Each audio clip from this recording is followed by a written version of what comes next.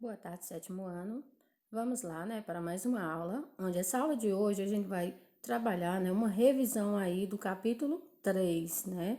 Essa aula que a gente já viu, já revisamos e que vamos revisar mais uma vez aí para a nossa avaliação, ok?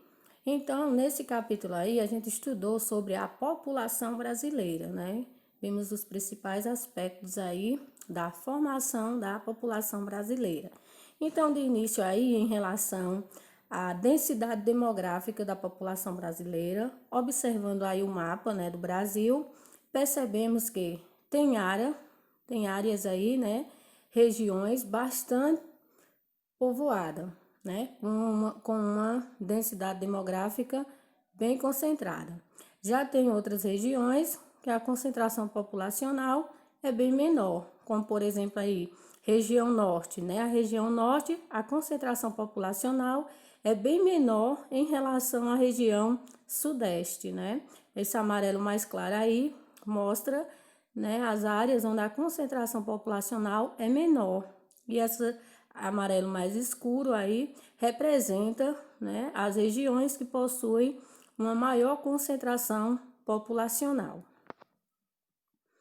Então, sobre a formação da população, né, sobre a formação do povo brasileiro, que houve aí uma grande contribuição, né, de vários povos estrangeiros que vieram para cá.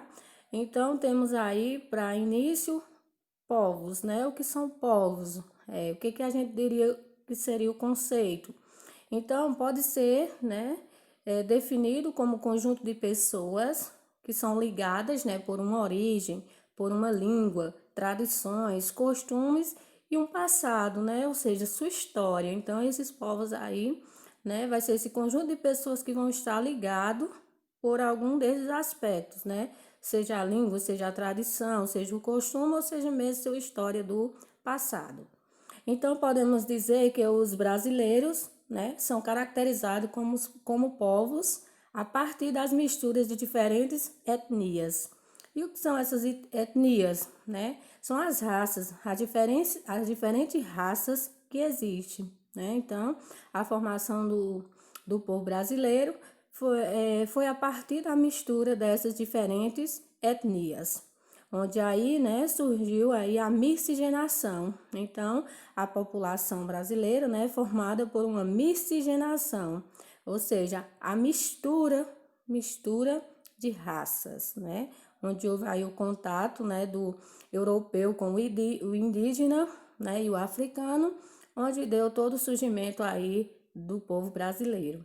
Então, a mestiçagem, né, promoveu a formação de um povo rico, né, culturalmente, devido à fusão de três culturas principais, que são essas que eu ressaltei para vocês, né?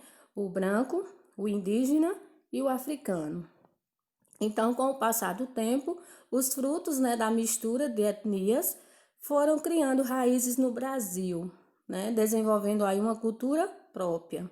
Então, a mistura, né, dessas etnias no Brasil, né, quando houve aí o contato dessas três etnias, dessas três raças, foram criando aí suas raízes no território brasileiro e desenvolvendo sua própria cultura. Então, em relação, né, à formação do povo brasileiro, temos aí o indígena mais o branco, que deu origem ao caboclo ou mameluco. O africano com o branco deu origem ao mulatos, né? E o indígena mais o africano deu origem ao cafuso, né? Então, foi a partir dessas três raças, né? O negro, o branco e o indígena, que surgiu aí os outros povos. Em relação à questão dos imigrantes, né, que a gente sabe que o Brasil recebeu uma grande contribuição aí dos imigrantes, principalmente na sua formação, né, populacional. Então, além dos africanos, diversos grupos de imigrantes contribuíram para a formação do povo brasileiro, né, onde a maior parte desses grupos ocorreu aí no século XIX, a partir da implantação da Lei Eusébio de Queiroz, né, que proibia aí a compra de escravos, né? Então, em relação a esses imigrantes, tivemos aí a imigração portuguesa, que teve início logo após a conquista do território brasileiro, em 22 de abril de 1500, que a partir do século XVIII, o número de portugueses na colônia cresceram bastante, né? Então, após a conquista, né, do território brasileiro, em 22 de abril de 1500, houve aí um grande aumento de portugueses, né, na colônia, ou seja, no território brasileiro. Tivemos também a imigração italiana, que depois dos portugueses, né, o maior grupo de imigrantes europeus foi o italiano, onde esses italianos não foram marcantes apenas na quantidade de pessoas, mas na qualificação de mão de obra que eles trouxeram para o Brasil. Então, os italianos, né, trouxeram aí uma grande qualificação da mão de obra, né, no território brasileiro. Vieram pessoas qualificadas para trabalhar aqui no Brasil. Tivemos também a imigração japonesa, que em 1908, né, cerca de 780 pessoas vieram para trabalhar no Oeste Paulista, né, nos cafezais. Então, os japoneses aí vieram para trabalhar no Oeste Paulista, aí na produção do café. Os japoneses contribuíram muito para o desenvolvimento da agropecuária brasileira, né? Então, os japoneses deixaram aí sua grande contribuição para o desenvolvimento, né, da agropecuária brasileira, porque trouxeram técnicas mais modernas, né, mais desenvolvidas, para poder haver um desenvolvimento melhor da agropecuária brasileira. Então, só ressaltando mais uma vez aí, além, né, dos africanos, tivemos aí outros grupos de imigrantes que contribuíram para a formação do povo brasileiro, como, por exemplo, a imigração portuguesa, a imigração italiana, a imigração japonesa, né? Então, esses aí contribuíram bastante aí para a formação da população do Brasil. Em relação ao IBGE, né, ele classifica a população brasileira com base em 5 diferentes tipos de raça. E quais são esses 5 tipos de raça? Temos os brancos, os negros, os pardos, os amarelos e os indígenas, né? Aqui é de acordo com como as pessoas, né, se identificam. Então, quando o IBGE chega, né, para fazer a pesquisa, pergunta se você se classifica como um branco, negro, pardo, amarelo ou indígena, né? Então, o IBGE classifica a população aí de acordo com essas 5 raças. A população brasileira está aí irregularmente distribuída no território. Como eu mostrei para vocês lá no início, né, o mapa, né, que a população está totalmente distribuída irregularmente, né, onde aí o sudeste do país apresenta uma densidade demográfica, né, de 87 habitantes por quilômetros quadrados. O nordeste, sudeste e sul, nessas 3 regiões aí, somam um total de 80% da população. Então, dá para ver aí que a concentração populacional maior, né, está aí nessas 3 regiões. Região Nordeste, região Sudeste e região Sul. Onde aí a região Norte corresponde apenas a 4,1 habitantes por quilômetros quadrados.